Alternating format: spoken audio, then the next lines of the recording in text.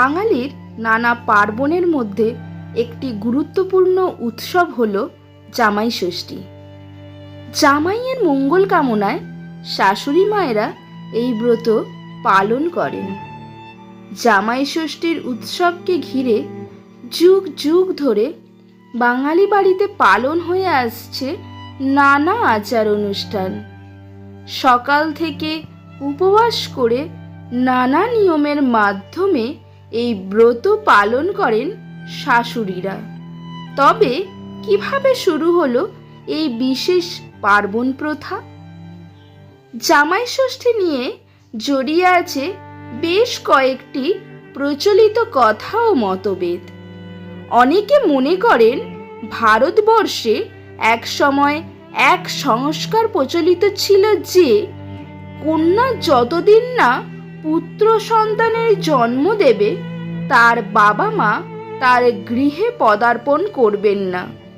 তাই জ্যৈষ্ঠ মাসের শুক্লা ষষ্ঠীতে বেছে নেওয়া হতো জামাই ষষ্ঠী হিসাবে। এই প্রথার মাধ্যমে মেয়ের মুখ দর্শন করা হবে তাদের এই আশায়। লোকমুখে শোনা যায় আরও একটি কথা, এদিন মা ষষ্ঠীর পুজো করে তাকে খুশি করতেন মেয়ের মায়েরা, যাতে তাদের মেয়ের কোল জুড়ে আসে ফুটফুটে পুত্র সন্তান। বর্তমানে এই সংস্কারের অনেক পরিবর্তন হয়েছে। মা ষষ্ঠীর পুজো ও জামাই আদরের জন্য এই পার্বণের নামকরণ হয় জামাই ষষ্ঠী।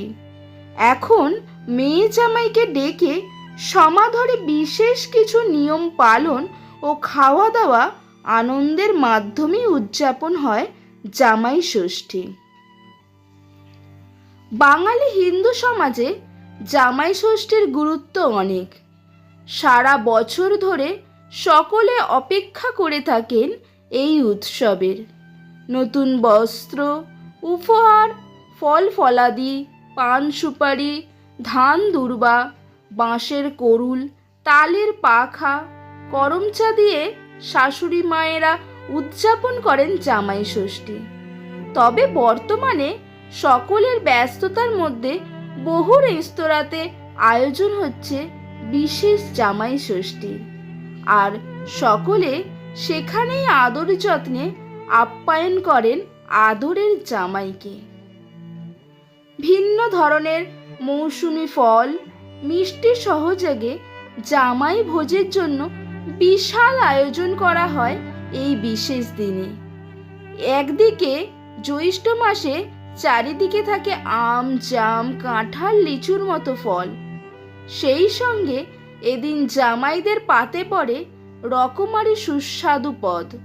বলাই বাহুল্য, বছরের একটা দিন শ্বশুরবাড়ির এই স্পেশাল জামাই আদরের অপেক্ষায় থাকেন সকল জামাইরা।